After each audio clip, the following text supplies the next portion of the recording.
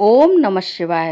Hello friends, welcome to my channel. इस video में आज मैं आपके साथ शेयर कर रही हूँ प्रदोष व्रत पूजा विधि। प्रदोष व्रत भगवान भोलेनाथ को समर्पित है और इस व्रत में मुख्य रूप से भगवान भोलेनाथ की पूजा की जाती है। प्रदोष व्रत करने से सभी मनोकामनाएं पूरी होती हैं। जिस प्रकार महीने में 2 एकादशी पड़ती हैं, कृष्ण पक्ष की और शुक्ल पक्ष की, उसी तरह से प्रत्येक माह में 2 प्रदोष व्रत पड़ते हैं, एक कृष्ण पक्ष का और एक शुक्ल पक्ष का। जो महत्व एकादशी व्रत रखने का है, वही महत्व प्रदोष व्रत रखने का भी है।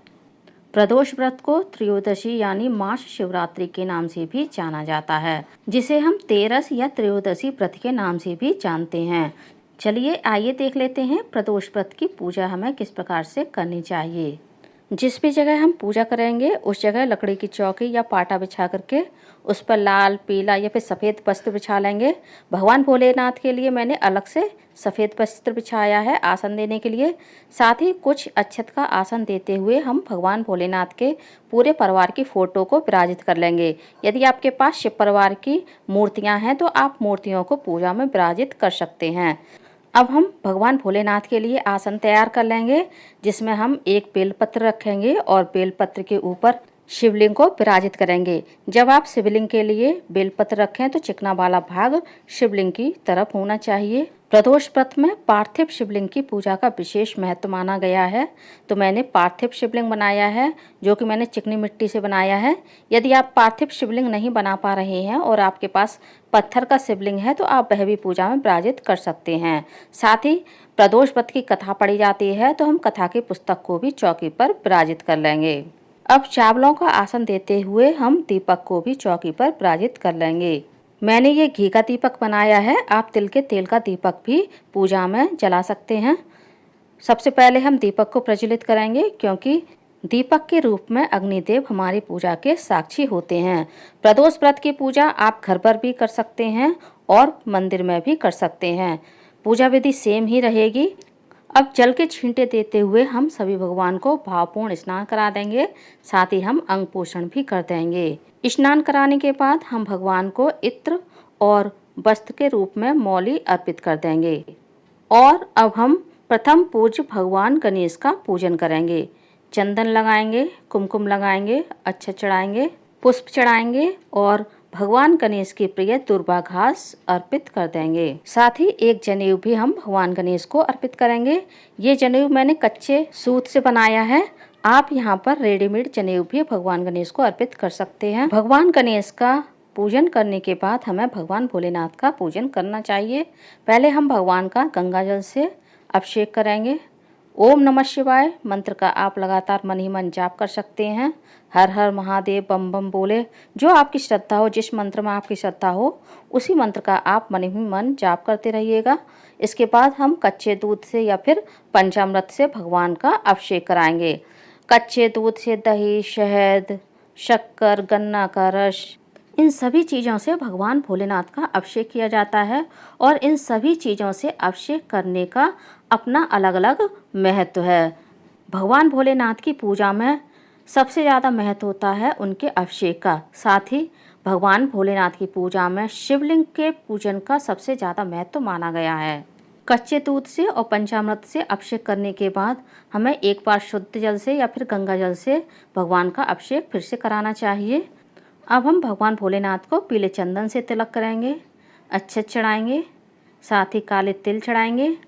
अब हम भांग चढ़ाएंगे। ये सूखी भांग है, आप चाहें तो हरी भांग भी यहाँ पर चढ़ा सकते हैं यदि आपको आसानी से मिल जाती है तो। उसके बाद हमें 1 इलायची, 2 लौंग, साथ ही साथ आप चाहें तो यहाँ पर काली मिर्च भी भगवान को अर्पित कर सकते हैं। अब पीला चंदन लगाकर हमें भगवान को बेलपत्र चढ़ाना चाहिए। बेलपत्र चढ़ाते हुए चिकना वाला भाग हमेशा शिवलिंग की ओर रखना चाहिए। फूलों में मैंने यहाँ पर आंकड़े का फूल भगवान भोलेनाथ को अर्पित किया है। साथ ही मैंने धतूरी के पत्ते चढ़ाए हैं। बेलपत्र आपको कम से कम 5 और अधिक से अधिक आप कितने भी शिव जी को अर्पित कर सकते हैं। जैसा कि मैंने आपको बताया, महीने में 2 प्रदोष पड़ते हैं, एक कृष्ण पक्ष का और एक शुक्ल पक्ष का। दोनों ही पक्षों के प्रदोष व्रत आपको रखने होते हैं, क्योंकि दोनों ही पक्षों के प्रदोष का अपना अपना अलग अलग महत्व होता है। प्रदोष व्रत की पूजा में आप शिव जी को आंकड़े के पत्ते, आंकड़े के फूल, धतूरे के पत्ते, धतूरे का फल, बेलपत्र, शमी पत्र, जो जो चीज़ें भगवान भोलेनाथ को प्रिय हैं वह सभी आप इस व्रत में शिव जी को अर्पित कर सकते हैं। साथ ही आप केतकी के फूल के अलावा कोई भी फूल भगवान भोलेनाथ को पूजा में अर्पित कर सकते हैं। प्रदोष व्रत की पूजा शाम के समय प्रदोष काल में ही की जाती है, इस बात का आप विशेष ध्यान रखिएगा। सुबह आपको स्नान करके व्रत का संकल्प लेना है और जो नॉर्मल पूजा होती है आप वो कर लीजिएगा। मुख्य रूप से पूजा आपको शाम को प्रदोष काल में ही करनी है। शिव जी का पूजन करने के बाद हमें पूरे शिव परिवार का पूजन करना चाहिए और माता गौरी का कुमकुम से पूजन करना चाहिए। माता गौरी को हम सुहाग दान करेंगे 5 बार या 7 बार, जैसी आपकी श्रद्धा हो। उसके बाद हम अक्षत चढ़ाएंगे। अब हम माता गौरी को फूल अर्पित करेंगे। फूलों में आप कोई भी फूल माता गौरी को अर्पित कर सकते हैं। प्रत्येक व्यक्ति को जीवन में एक बार प्रदोष व्रत अवश्य करना चाहिए। प्रदोष व्रत आप 11, 21, 51 जैसी आपकी श्रद्धा हो उस हिसाब से कर सकते हैं। आप चाहें तो आजीवन भी प्रदोष व्रत कर सकते हैं।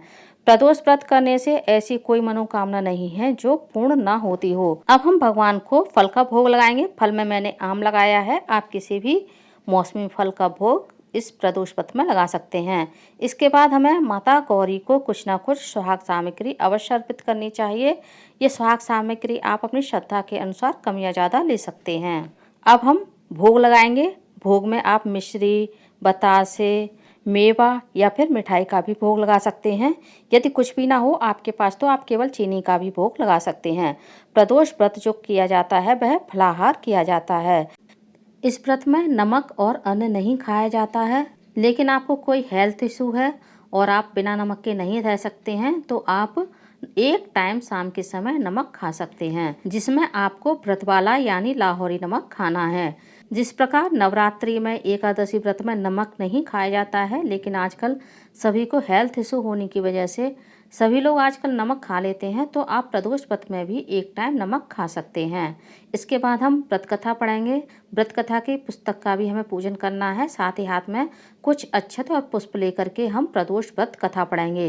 प्रदोष व्रत कथा आपको किस प्रकार से पढ़नी है वह भी आप ध्यान से सुन लीजिएगा।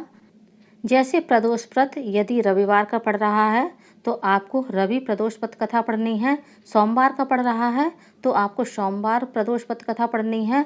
मंगलवार का पड़ रहा है तो मंगलवार प्रदोष व्रत कथा पढ़नी है। इसी प्रकार से बुधवार, बृहस्पतिवार, शुक्रवार, शनिवार जिस दिन का प्रदोष व्रत पड़ेगा आपको उसी दिन की प्रदोष व्रत कथा पढ़नी होती है। प्रत्येक प्रदोष व्रत का अपना अलग महत्व होता है। रविवार का अलग होता है, सोमवार का अलग महत्व होता है, मंगल, बुध, बृहस्पति, शुक्र, शनिचर इन सभी प्रदोष व्रत का अपना अपना अलग विशेष महत्व होता है। एक कमेंट्स बहुत आता है कि यदि हमें पीरियड्स आ जाए तो हम प्रदोष व्रत कैसे करें। फ्रेंड्स, यदि आपको पीरियड्स आ जाए तो आपको व्रत तो करना है। आप अपनी पूजा अपने परिवार के किसी अन्य सदस्य से भी करवा सकती हैं। और यदि आपने संकल्प लेकर के अपना व्रत आरंभ किया है कि आप 11 या 21 व्रत रखेंगी तो आपका वह व्रत काउंट नहीं किया जाएगा।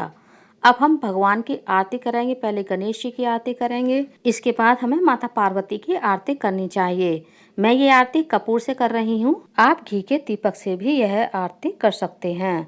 अब हम आरती पहले भगवान को देंगे, उसके बाद हम स्वयं लेंगे और आरती के अग्नि को हम शांत कर देंगे। पूजा में आपने जो भी ये भोग रखा है इस सब के चारों ओर हम जल फिरा देंगे और पूजा की थोड़ी देर बाद हम ये भोग उठा लेंगे और परिवार के सभी सदस्यों में इस प्रसाद को बांट देंगे। साथ ही हम स्वयं भी प्रसाद ग्रहण करेंगे। अब हम चरण स्पर्श करके भगवान से आशीर्वाद लेंगे और पूजा में हुई भूल चूक के लिए भगवान से क्षमा मांगेंगे। अब हम पूजा के सबसे एंड में माता पार्वती को फिर से सुहाग दान करेंगे। माता पार्वती को आप 5 बार या 7 बार सुहाग दान कर सकते हैं। यदि आपने 5 बार सुहाग दान किया है तो आपको 3 बार लेना है और यदि आपने 7 बार माता पार्वती को सुहाग दान किया है तो आपको 5 बार लेना है। 2 बार आपको माता पार्वती पे अपना सुहाग उधार छोड़ना होता है। इसके बाद प्रार्थना करते हुए फिर से हम माता पार्वती के चरण स्पर्श करेंगे और उनसे हाथ जोड़कर विनम्र निवेदन करेंगे ताकि माता पार्वती भगवान भोलेनाथ की कृपा से हमारे परिवार में खुशियां, सुख, शांति बनी रहे। प्रदोष व्रत से संबंधित यदि आपके कोई सवाल हो तो आप मुझे कमेंट करके पूछ सकते हैं। उम्मीद करती हूँ फ्रेंड्स, प्रदोष व्रत की पूजा विधि का मेरा ये सरल सा वीडियो आप लोगों को पसंद आया होगा। वीडियो कैसा लगा कमेंट्स करके ज़रूर बताइएगा। और यदि आप मेरे चैनल पूनम की आस्था पर पहली बार आए हैं तो प्लीज़ चैनल को सब्सक्राइब कर लीजिए। वीडियो को ज़्यादा से ज़्यादा लाइक कीजिए, शेयर कीजिए, साथ ही बेल आइकन को प्रेस कर दीजिए ताकि हमारे आने वाली सारी लेटेस्ट वीडियो की नोटिफिकेशन आप लोगों को टाइम से मिल सके। कॉमेंट्स बॉक्स में हर हर महादेव अवश्य लिखिएगा। धन्यवाद फ्रेंड्स। हर हर महादेव।